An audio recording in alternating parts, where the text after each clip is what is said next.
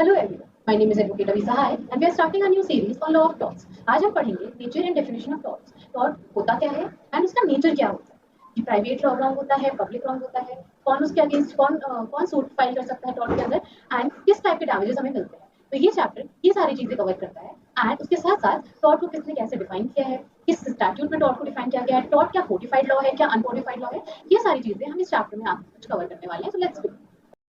Starting with introduction कि tort keyword आया कहां से लिया गया है, इसका मतलब क्या होता है. So let's start. The word tort. The word tort जो वर्ड है tort it has been derived from Latin term. ये एक लैटिन टर्म से डिराइव किया गया है. वो कौन सा लैटिन टर्म है? टॉर्टम. टॉर्टम जिसका मतलब होता है ट्विस्टेड और सुगड. और अगर हम इसको इंग्लिश में पढ़ें तो इसका इंग्लिश टर्म होता है रॉन्ग. तो बेसिकली टॉर्ट वो होता है जो भी एक्ट रॉन्गफुल एक्ट होता है उसको हम टॉर्ट कहते हैं. So, law ने हम पे कुछ ड्यूटी इम्पोज की है to respect the legal rights vested in the member of society and the person making a breach of that duty is said to have done the wrongful act. Basically, law कुछ duty impose करता है हर उस इंसान की जो society में रहता है और हमें और वो लॉ वो ड्यूटी है क्या? वो ड्यूटी ये है कि हमें किसी और की लीगल राइट को इन्फ्रिंज नहीं करना और जो वो लीगल राइट को इन्फ्रिंज करता है उसका मतलब होता है कि वो रॉन्गफुल एक्ट करता है क्योंकि हमारी जो ड्यूटी थी उसका ब्रीच किया गया है. तो हमें अपनी ड्यूटी का ब्रीच नहीं करना है, हमें किसी की लीगल राइट को इन्फ्रिंज नहीं करना है. अगर हम वो करते हैं तो बेसिकली हम टॉर्ट कमिट करते हैं. अब इसका एग्जांपल लेते हैं कि हमें किसी का नाम और रेपुटेशन को इंजर नहीं करना होता. ये लॉ हमारे ऊपर ड्यूटी रखता है, इम्पोज करता है कि हमें किसी का नाम या किसी की रेपुटेशन को खराब नहीं करना है. बट अगर वो करता है तो उसका मतलब वो डिफेमेशन कमिट कर रहा है. अब डिफेमेशन दो टाइप की रेमेडीज प्रोवाइड करते हैं, एक क्रिमिनल रेमेडी, एक सिविल रेमेडी. क्रिमिनल रेमेडी हम आईपीसी में कवर करते हैं कि अगर कोई किसी का डिफेमेशन करता है तो उसके ऊपर कैसी पेनल्टीज लगती है, ये क्रिमिनल रेमेडी. बट ऐसा भी हो सकता है कि किसी का डिफेमेशन हो रहा है तो वो जो इंसान उसका डिफेमेशन करता है उसके अगेंस्ट वो कॉम्पेंसेशन क्लेम कर सकता है. तो ये सिविल रेमेडी होती है जो कि टॉर्ट में कवर होती है. सेकेंडली, हमें ये पता है कि हमें किसी की प्रॉपर्टी, अगर कोई इंसान कोई प्रॉपर्टी ओन करता है तो हमें उसकी प्रॉपर्टी में इंटरफेयर नहीं करना होता है. बट अगर कोई इंसान उस प्रॉपर्टी में इंटरफेयर करता है तो इसका मतलब वो टॉर्ट कमिट करता है. और वो कौन सा टॉर्ट होता है? वो टॉर्ट ऑफ ट्रेसपास होता है. अगर आप किसी का रेपुटेशन खराब करते हो तो टॉर्ट ऑफ डेफमेशन होता है. सो ये एग्जांपल्स होते हैं टॉर्ट के. नेक्स्ट, अब now moving on to the definition of tort. तो टॉर्ट कोई कोडिफाइड लॉ नहीं है तो उसकी डेफिनेशन कहीं नहीं है क्योंकि इसकी कोई वेयर एक्ट है.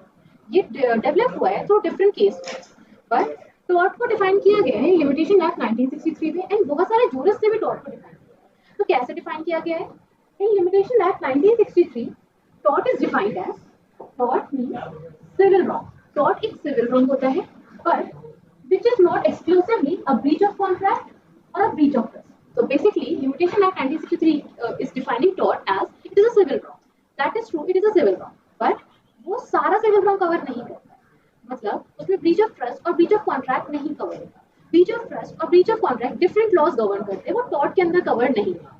Next, moving on to the next definition, that is according to Salmon, the jurist, and according to him, it is a civil wrong. According to him also, tort is a civil wrong, and for which remedy is a common law action for unliquidated damage. According to him also, इसकी जो remedy होती है, जो civil wrong की remedy होती है, वो unliquidated damages होती है. अब मूविंग अभी आगे बढ़ने से पहले हमें ये समझना होगा कि दो टाइप के डैमेजेस होते हैं, लिक्विडेटेड एंड अनलिक्विडेटेड.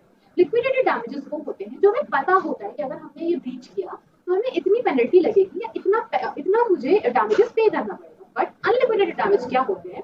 जो डिफाइन नहीं होते हैं, जो जब कोर्ट केस डिसाइड करता है तब वो पेनल्टी इम्पोज करता है, तब पता चलता है कि हमें कितने डैमेजेस पे करने पड़ते हैं. तो वो होते हैं अनलिक्विडेटेड डैमेजेस जो कि कोर्ट बताता है कि हमें कितना डैमेज पे करना है. अब जैसे मैंने किसी, अब फॉर एग्जाम्पल ए ने किसी को डिफेम किया, सो उसको डेफेमेशन करने का कितनी पेनल्टी लगेगी ये कहीं मेंशन नहीं है. ये कोर्ट डिसाइड करेगा कि उसको कितना कॉम्पेंसेशन पे करना पड़ेगा. इसी को कहते हैं अनलिक्विडेटेड डैमेज. तो टॉर्ट की रेमेडी अनलिक्विडेटेड डैमेज होती है. तो जितना डैमेज होता है वो कोर्ट डिसाइड करेगा. अगर सूट फाइल होता है तो वो कोर्ट डिसाइड करेगा, और अगर कॉम्प्रोमाइज होता है तो वो इंसान डिसाइड करेगा कि उसको कितना डैमेज क्लेम करना है. And which is not exclusively breach of contract और breach of trust. So Salmond ने भी यही कहा कि ये सिविल रॉन्ग होता है जिसकी रेमेडी क्या होती है, उसकी रेमेडी ये सिविल रॉन्ग होता है और उसकी रेमेडी क्या होती है, उसकी रेमेडी अनलिक्विडेटेड डैमेज होती है. और सैलमन ने भी यही कहा कि वो ब्रीच ऑफ ट्रस्ट और ब्रीच ऑफ कॉन्ट्रैक्ट को कवर नहीं करता. Now moving on. अब डिफाइन टॉर्ट। तो विनफील्ड ने क्या कहा कि टॉर्टियस लायबिलिटी अराइज कैसे होती है। बेसिकली कोई इंसान टॉर्ट कमिट करता है तो उसकी लायबिलिटी अराइज कैसे होती है। According to Winfield, tortious liability arises from breach of a duty primarily fixed by the law. This duty is towards person. So according to him, tortious liability जो होती है वो अराइज होती है जब कोई इंसान कोई ब्रीच करता है उस ड्यूटी का जो इम्पोज करता है लॉ। और वो लॉ किस पे इम्पोज करता है, वो जो पर्सन सोसाइटी में रह रहे हैं उनके ऊपर वो ड्यूटी इम्पोज करता है। तो अगर वो ब्रीच होता है तो उसके बाद टॉर्टियस लायबिलिटी अराइज होती है। और according to him also and जिस रिजल्ट होता है वो कैसे होते हैं, वो अनलिक्विडेटेड डैमेजेस के थ्रू होता है। Now, according to Fraser, it is an infringement of right in rem of a private individual. अगर किसी प्राइवेट इंडिविजुअल का राइट इन रेम इन्फ्रिंज कर रहा है कोई इंसान, तो उसके पास राइट टू क्लेम कॉम्पेंसेशन आ जाता है जब वो सूट फाइल करता है अंडर टॉर्ट। तो ये डेफिनेशन हो गई टॉर्ट की। Now moving on. So basically जब हमने इंट्रोडक्शन पढ़ा और जब हमने डेफिनेशन पढ़ी तो हमें क्या समझ आया कि टॉर्ट होता क्या है। तो टॉर्ट होता है सिविल रॉन्ग। टॉर्ट क्या होता है? टॉर्ट एक सिविल रॉन्ग होता है। पर हमें ये भी पता चला कि सारे सिविल रॉन्ग टॉर्ट नहीं होते। तो बेसिकली टॉर्ट स्मॉलर सर्कल है और सिविल रॉन्ग आउटर सर्कल है। तो सारे टॉर्ट सिविल रॉन्ग तो होते हैं पर सारे सिविल रॉन्ग टॉर्ट नहीं होते। कौन कौन से सिविल रॉन्ग टॉर्ट नहीं होते हैं? ब्रीच ऑफ कॉन्ट्रैक्ट और ब्रीच ऑफ ट्रस्ट, ये दोनों टॉर्ट नहीं होते। So basically, tort is a civil wrong, but all civil wrongs are not tort. And कौन-कौन से नहीं होते? So breach of trust and breach of contract. So for the nature of tort, we have to distinguish it with crime. हमें देखना पड़ेगा कि वो tort crime से अलग कैसे है। कि वो private in nature होता है, वो public in nature होता है। तो let's start. हम पहले distinguish करेंगे कि tort और crime में difference क्या होता है, फिर हमें पता चलेगा कि tort का nature क्या होता है। So tort एक private टॉर्ट एक प्राइवेट रॉन्ग। प्राइवेट रॉन्ग क्यों होता है? क्योंकि टॉर्ट के अंदर हमने पढ़ा कि अगर कोई एक इंडिविजुअल जो सोसाइटी में रहता है उसका कोई लीगल राइट इन्फ्रिंज करता है, तो जिस इंसान की लीगल राइट इन्फ्रिंज हो रही है उसके पास राइट होता है कि वो कॉम्पेंसेशन क्लेम कर सकता है। हम यहाँ पे स्टेट की बात नहीं कर रहे हैं, हम यहाँ पे इंडिविजुअल की बात कर रहे हैं कि एक इंडिविजुअल अगर दूसरे इंडिविजुअल का राइट इन्फ्रिंज करता है तो उसके पास राइट टू कॉम्पेंसेशन आ जाता है। बट अगर हम यहाँ पे क्राइम की बात करें तो वो पब्लिक रॉन्ग है। क्राइम पब्लिक रॉन्ग क्यों होता है? क्योंकि हम ऐसा मानते हैं कि अगर किसी ने किसी का मर्डर कमिट किया, किसी ने रेप किया, तो वो क्राइम अगेंस्ट सोसाइटी की, वो एक इंडिविजुअल के अगेंस्ट क्राइम नहीं है। बिकॉज ऑफ द ग्रेविटी, उसका जो नेचर होता है वो इतना ग्रेवियस होता है, उतना हीनियस होता है कि वो हम मानते हैं कि वो सोसाइटी के अगेंस्ट रॉन्ग हो रहा है। सो क्राइम एक पब्लिक रॉन्ग होता है। इसीलिए क्राइम में विक्टिम के साइड से स्टेट केस लाता है कोर्ट। बट into और जिस इंडिविजुअल का लीगल राइट इन्फ्रिंज हो रहा है वही केस लाते हैं court. Now elements are determine. Tort के एलिमेंट्स को डिटरमाइन किया जाता है। अलग-अलग टॉर्ट के अलग-अलग एलिमेंट्स होते हैं जो कि हम आगे अपनी सीरीज में देखेंगे। एंड सिमिलरली एलिमेंट्स में vary from crime to crime. Like murder के अलग एलिमेंट हो सकते हैं, रेप के अलग एलिमेंट हो सकते हैं, कल्पिटिंग होमिसाइड के अलग एलिमेंट हो सकते हैं। सो एलिमेंट्स यहाँ पे भी अलग-अलग होते हैं। Next, a third party himself files a suit against the wrongdoer. So जैसे मैंने बताया कि जिसके साथ गलत हुआ है वही सूट फाइल करेगा। कोई थर्ड पार्टी आके सूट नहीं फाइल करेगा कि इसके साथ गलत हुआ। फॉर एग्जांपल ए ने बी की राइट इन्फ्रिंज की है तो बी ही सूट फाइल करेगा। ऐसा नहीं है कि कोई स्टेट उसके बिहाफ पे सूट फाइल कर देगा या कोई और पर्सन आके उसके बिहाफ पे सूट फाइल कर देगा, ऐसा नहीं होता है। बट अगर हम क्राइम की बात करें तो ये स्टेट के अगेंस्ट रॉन्ग होता है, इसलिए यहाँ पे स्टेट आता है थ्रू विक्टिम का केस स्टेट ले आता है। Next, compromise can be done at any stage and the case between the parties. So basically यहाँ पे अगर A ने B का राइट को इन्फ्रिंज कर दिया है तो A और B कॉम्प्रोमाइज कर सकते हैं किसी भी स्टेज पे। अगर उन्होंने केस फाइल भी कर दिया तो भी वो जाके आउट ऑफ कोर्ट सेटलमेंट कर सकते हैं। बट ऐसा क्राइम में नहीं होता है। इट्स नॉट लाइक कि कभी नहीं होता है, बट बहुत रेयर केसेस में ये अलाउड होता है। मोस्टली क्राइम में देखें तो there is no place for settlement. It's not like कि कभी सेटलमेंट नहीं कर सकते हैं, but most of the cases में हम सेटलमेंट नहीं कर सकते। अगर किसी ने किसी का मर्डर कर दिया तो इट्स नॉट लाइक कि हम मर्डर करने के बाद हम सेटलमेंट करें। सो ये डिफरेंस है। नेक्स्ट, मूविंग ऑन, इसकी रेमेडी क्या होती है? इसमें मॉनेटरी कंपनसेशन होता है। मोस्टली टॉर्ट में मॉनेटरी कंपनसेशन होता है। किसी ने किसी के घर में ट्रेसपास कर दिया तो वो जाके कॉम्पनसेशन क्लेम कर सकता है, या फिर अगर किसी ने किसी को डिफेम कर दिया तो भी वो जाके कॉम्पनसेशन क्लेम कर सकता है। बट इसमें रेमेडी क्या होती है? इसमें पनिशमेंट मिलती है, लाइक इम्प्रिजनमेंट। आईपीसी में 5 टाइप की पनिशमेंट्स दी हुई है, उनमें से कोई भी पनिशमेंट मिल सकती है इसमें, और फाइन भी लग सकता है। And next, moving on, imprisonment and arrest as the pressure to perform the duty. अगर इसमें imprisonment, अगर टॉर्ट के केस में imprisonment मिलती भी है तो सिर्फ वो इसलिए मिलती है कि वो प्रेशर इम्पोज किया जाए कि तो अपनी ड्यूटी को परफॉर्म करे, और दूसरे बट क्राइम के केसेस में imprisonment एक पेनल्टी होती है, वैसे पनिशमेंट दी जाती है। Seeing the difference between crime and tort, अब हमें पता चला कि टॉर्ट क्या होता है। टॉर्ट एक प्राइवेट रॉन्ग होता है। क्यों? क्योंकि यहाँ पे इंडिविजुअल अपना सूट फाइल करता है, यहाँ पे इंडिविजुअल के अगेंस्ट गलत होता है, स्टेट के अगेंस्ट गलत नहीं होता। फिर एलिमेंट्स आर डिटरमाइंड, इसमें एलिमेंट्स डिटरमाइन किए जाते हैं, अलग अलग टॉर्ट के अलग अलग एलिमेंट्स होते हैं जो कि हम आगे अपनी सीरीज में देखेंगे। फिर injured party himself filed a suit, basically जो भी रॉन्ग डूअर होता है उसके अगेंस्ट सूट कौन फाइल करता है? वही इंसान जिसके अगेंस्ट गलत हुआ है। फिर यहाँ पे कॉम्प्रोमाइज कभी भी किया जा सकता है, इसकी रेमेडी मॉनिटरी होती है, और इसमें इम्प्रिजनमेंट बहुत रेयर केसेस में मिलता है, और उन्हीं केसेस में मिलता है जब उनके ऊपर प्रेशर डालना होता है कि अपनी ड्यूटी को हम मूविंग ऑन। सो अब टॉर्ट सिविल रॉन्ग होता है, बट सारे सिविल रॉन्ग टॉर्ट नहीं होते हैं, और कुछ सिविल रॉन्ग टॉर्ट और वो कौन से होते हैं? वो होते हैं breach of trust and breach of contract. तो अब हमें ये देखना है कि टॉर्ट और ब्रीच ऑफ कॉन्ट्रैक्ट में डिफरेंस क्या होता है। So tort is a breach of duty, tort is a breach of duty. Tort breach of duty तो है इम्पोज बाय लॉ, और वो कौन सी ड्यूटी का ब्रीच हो रहा है? वो ड्यूटी का ब्रीच हो रहा है जो लॉ इम्पोज करता है on members of the society, और वो किनके ऊपर इम्पोज करते हैं? जो मेंबर सोसाइटी में रहते हैं उनके ऊपर इम्पोज करता है वो ड्यूटी, और जब उसका ब्रीच हो जा रहा है तो इसका मतलब टॉर्ट का ब्रीच हो रहा है। But in the case of contract, breach of duty undertaken by the parties themselves through agreement. Basically breach of contract क्या होता है? यहाँ पे दो पार्टीज होती है, टू और टू से ज्यादा पार्टीज होती हैं जो कि एग्रीमेंट करती हैं कि हम ये ड्यूटी परफॉर्म करेंगे, और जब उस ड्यूटी का ब्रीच होता है जिस पर उन्होंने एग्रीमेंट किया था उसको कहते हैं ब्रीच ऑफ कॉन्ट्रैक्ट। यहाँ पे कोई ड्यूटी लॉ इम्पोज नहीं कर रहा है, यहाँ पे पार्टीज अपने ऊपर खुद ही ऑब्लिगेशन लेते हैं कि हम ये ड्यूटी परफॉर्म करेंगे, और जब उस ऑब्लिगेशन का ब्रीच होता है उसको ब्रीच ऑफ कॉन्ट्रैक्ट है। Now the duty is not based on privity of contract, इसमें ड्यूटी प्रिविटी ऑफ कॉन्ट्रैक्ट पे नहीं, और इसमें duty is based on privity of contract. अभी हम लोग आगे पढ़ेंगे कि प्रिविटी ऑफ कॉन्ट्रैक्ट क्या होता है। And the damages is unliquidated and इधर डैमेजेस इज लिक्विडेटेड। अब बेसिकली डिफरेंस होता है ब्रीच ऑफ कॉन्ट्रैक्ट और टॉर्ट के बीच में। है ये दोनों सिविल रॉन्ग, बट टॉर्ट और ब्रीच ऑफ कॉन्ट्रैक्ट डिफरेंट है। ब्रीच ऑफ कॉन्ट्रैक्ट को डिफरेंट लॉ गवर्न करता है, टॉर्ट के अंदर गवर्न नहीं होता है। So let's move on.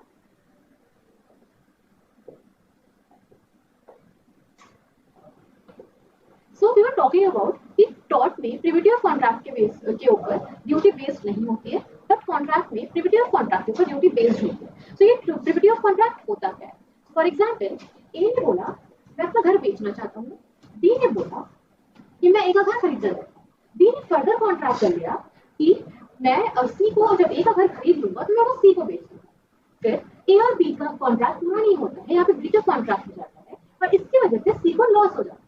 But ऐसा नहीं है कि सी जाके ए के अगेंस्ट या बी के अगेंस्ट केस फाइल कर सकता है, बिकॉज वो पार्टी ही नहीं था उस कॉन्ट्रैक्ट में। इसी को कहते हैं प्रिविटी ऑफ कॉन्ट्रैक्ट, कि अगर ए है और बी है, अगर उन दोनों ने कॉन्ट्रैक्ट किया है, बट किसी थर्ड पर्सन को, किसी को लॉस हो जाता है, तो भी वो आके ए और बी के अगेंस्ट केस फाइल नहीं कर सकता। तो privity of contract is if there is a contract between A and B, and as a result of which if C sustains loss because of breach of contract by A and B, the question is now whether C is, who is a stranger, can sue A or B. तो answer is no, वो वहां पे party नहीं था तो वो sue नहीं कर सकता, वो केस फाइल नहीं कर सकता। इसी को कहते हैं privity of contract. We are going to talk about, जब हम टॉर्ट पढ़ रहे हैं हमें ये भी तो पता होना चाहिए कि वो लॉ ऑफ टॉर्ट होता है या लॉ ऑफ टॉर्ट्स होता है। तो एक डिबेट है कि is it law of tort और लॉ ऑफ टॉर्ट्स। सो इसमें हमारे पास दो ज्यूरिस्ट हैं, विनफील्ड और सैलमन। किसी का कहना है कि ये लॉ ऑफ टॉर्ट है और एक का कहना है कि ये लॉ ऑफ टॉर्ट्स है। सो आगे देखते हैं कि विनफील्ड का क्या कहना है एंड सैलमन का क्या कहना है। सो हम देखेंगे विनफील्ड एंड सैलमन ने लॉ ऑफ टॉर्ट और लॉ ऑफ टॉर्ट्स के बारे में क्या बोला है। According to Winfield it is law of tort, it is not law of torts, and ये ब्रॉडर कॉन्सेप्ट है। So according to him all the wrongful acts done against a person shall come under tort unless it has a legal justification. So Winfield का मानना है कि सारे wrongful acts किसी person के against किए जा रहे हैं और उसका कोई लीगल जस्टिफिकेशन नहीं है, तो इसका मतलब है कि वो टॉर्ट के अंदर कवर होता है।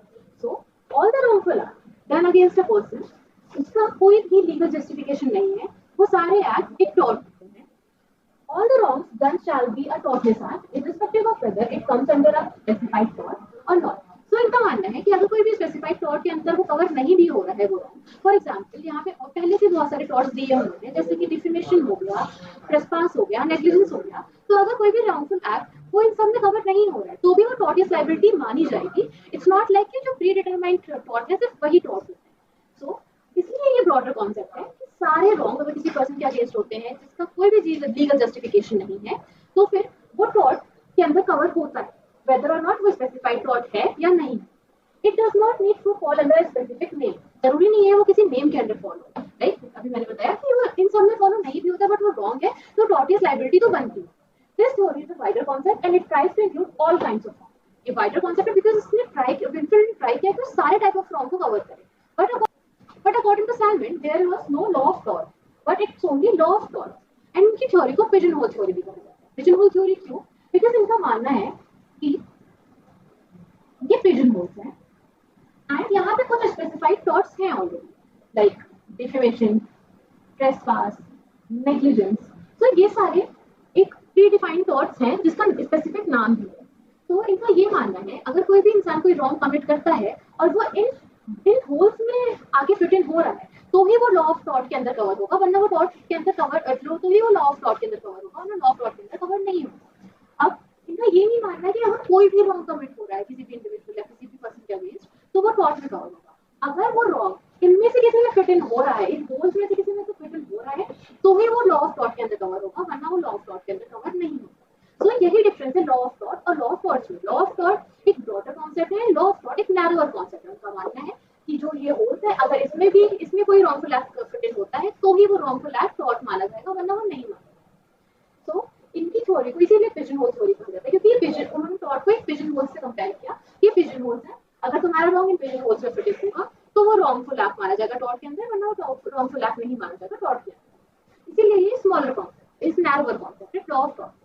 सो हमने स्टार्टिंग से पढ़ा कि लॉ ऑफ टॉर्ट होता क्या है, वो कौन से वर्ड से आया है, उसका मतलब क्या होता है, उसके एग्जांपल्स हमने देखे एंड देन हमने उसकी कुछ डेफिनेशंस देखी जो कि हमें जूरिस और एक स्टैट्यूट ऑफ लिमिटेशन एक्ट से मिली थी। उसके बाद हमने देखा कि लॉ ऑफ टॉर्ट क्राइम से डिफरेंट कैसे है। So law of tort different कैसे है, वो एक प्राइवेट रॉन्ग है, उसमें केस कौन फाइल करता है, उसमें सूट कौन फाइल करता है, उसमें सूट वही फाइल करता है जिसके आगे गलत होता है। एंड उसके बाद हमने ये देखा कि उसमें रेमेडी कैसे मिलती है, हमें उसमें रेमेडी मिलती है कॉम्पेंसेशन, मोस्टली कॉम्पेंसेशन मिलती है। कभी अगर इम्प्रिजनमेंट होता भी है तो वो इसलिए होता है ताकि वो अपनी ड्यूटी परफॉर्म करे, उसको प्रेशर डालने के लिए होता है। अदर देन दैट इम्प्रिजनमेंट का कॉन्सेप्ट इसमें नहीं है, इसमें मोस्टली कॉम्पेंसेशन की बात की जाती है। एंड फिर हमने ये देखा कि ये लॉ ऑफ टॉर्ट है या लॉ ऑफ टॉर्ट्स है, किसने लॉ ऑफ टॉर्ट बोला एंड किसने लॉ ऑफ टॉर्ट्स बोला, कौन सा ब्रॉडर कॉन्सेप्ट है, कौन सा स्मॉलर कॉन्सेप्ट है। तो दैट्स